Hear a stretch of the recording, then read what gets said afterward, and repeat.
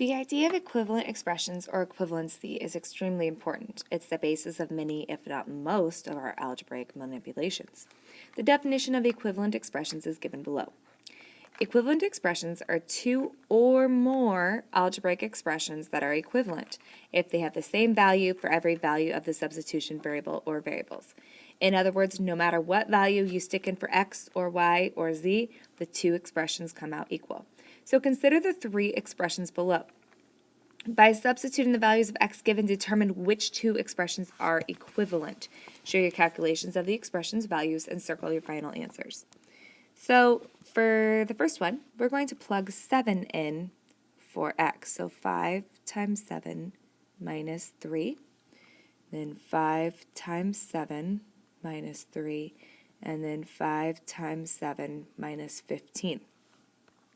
So the first one, you do parentheses first, so it becomes 5 times 4, which then becomes 20.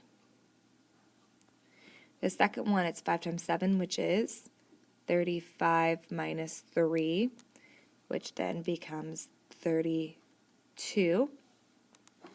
And the last one is 35 minus 15, which becomes 20. So of those two, which ones are equivalent? You might have an idea now, but let's do the rest of these problems. So we're plugging 0 in. So 5 times 0 minus 3, 5 times 0 minus 3, and 5 times 0 minus 15. This becomes 5 times negative 3, which is negative 15. This becomes 0 minus 3, which becomes negative 3. And the last one becomes 0 minus 15, which becomes negative 15. And our last one, we're plugging 1 in for everything. So 5 times 1 minus 3, 5 times 1 minus 3, and 5 times 1 minus 15. So it becomes 5 times negative 2, which is negative 10. 5 minus 3, which becomes 2. And 5 minus 15, which becomes negative 10.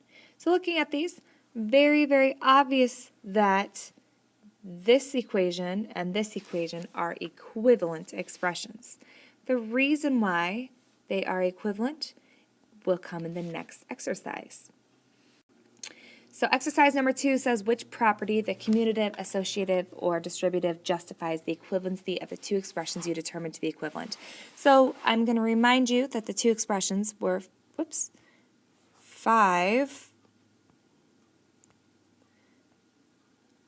times x minus 3 and 5x minus 15.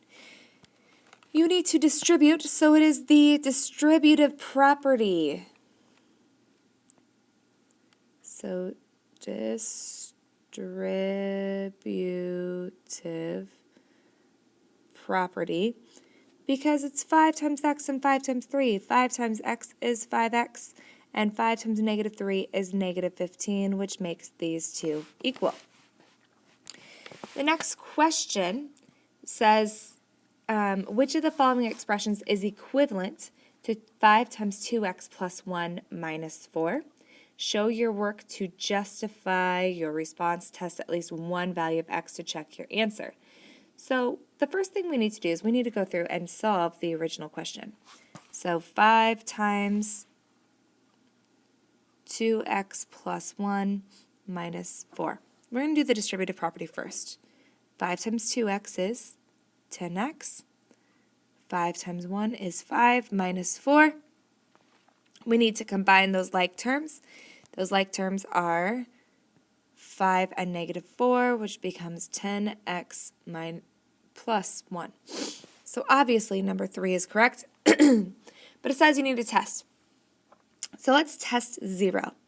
If I plug 0 in to my original equation, 5 times 2 times 0 plus 1 minus 4. So 2 times 0 is 0, and 0 plus 1 is 1, so 5 times 1 minus 4 becomes 5 minus 4, which is 1. Now we're going to plug a 0 into number 3, so 10 times 0 plus 1, 0 plus 1 equals 1. So yes, they are equivalent expressions. For exercise 4, which of the following expressions is equivalent to 4 times 3x plus 1 minus 2 divided by 2 minus 5? Again, show your work by thinking carefully about order of operations and the properties we have learned about. Finally, check your answer by substituting a value of x. So we're going to look at the original problem, 4 times 3x plus 1 minus 2 divided by 2 minus 5. So the very first thing we're going to do is distributive properties. So 4 times 3x is 12x. 4 times 1 is 4 minus 2 divided by 2 minus 5. Now we need to do order of operations. 12x cannot be combined with anything else. We're going to just have 12x divided by 2 plus and 4 minus 2. Those combine to make 2, and that's going to be over 2 minus 5. You remember in our last lesson that you can, when you have something over 2, everything is then divided by 2. So 12x divided by 2 is 6x. 2 divided by 2 is 1 minus 5. And 6x still cannot be combined with anything, so it's 6x.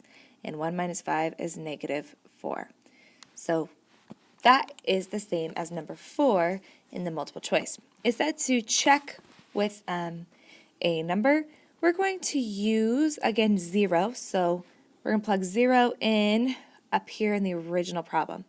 So 4 times 3 times 0 plus 1 minus 2, all divided by 2 minus 5. 3 times 0 is 0. 0 plus 1 is 1, so it becomes 4 times 1 minus 2 over 2 minus 5. 4 times 1 is 4, minus 2 is 2, 2 over 2 is 1, 1 minus 5 equals negative 4. Let's look at the original. 6 times 0 minus 4, that's 0 minus 4, which is negative 4. So yes, these are equivalent expressions. The last exercise is an example of an expression with a fair number of operations within it. Sometimes it is just as important to recognize more simple equivalencies. So which of the following expressions is equivalent to 10x plus 15? Explain how you made your choice in the space provided. So what you need to do is go through and do the distributive property on each one of these. 2 times 8x is 16x. Well, automatically it's going to be no, because it needs to be 10x. So number 2, 5 times 2 is 10x. 5 times 3 is 15. So yes, that one is. 5 times 5 is 25, so no. And 10 times x is 10x. 10 times 5 is 50, so no. So it has to be number 2. Explain how you made the choice. Well, can I divide a 5 out of 10 and 15? Well, 10x over 5 plus 15 over 5 becomes 2x plus 3. Do I have a 2x plus 3 on the inside? Yes. So this is the same problem. It is equivalent. And that problem brings us into factoring. Factoring is the process of writing an equivalent expression as purely the product of other expressions. It's going to be one of the most important skills that we want to reach fluency with, but for now, we will do some fairly easy factoring by simply applying the distributive property in reverse. So we're doing backwards of what we did. So the very first thing we need to do is find the greatest common factor, so the GCF of each. So the largest number that goes into 6x and 21. Well, the largest number that goes into 6 and 21 is 3. So now we're going to divide both of these by 3. And 6x divided by 3 is 2x, and 21 divided by 3 is 7. So here is our factored form. If I were to redistribute, 3 times 2x is 6x. 3 times 7 is 21. All right, again, we're going to look at the greatest common factor between -2 and 10. Obviously, 2 is the greatest common factor. And if I were to divide both of these by 2, -2x is -1x, and 10 divided by 2 is 5. There's another way you could do this. You could also divide by -2. If I divide by -2, then that would make my inside numbers +1x and -5. Either one of these are correct. And the last one, we're going to look at the greatest common factor between 14x and 14. It is obviously 14. If I divide both of these by 14, I get x, so 1x and 1.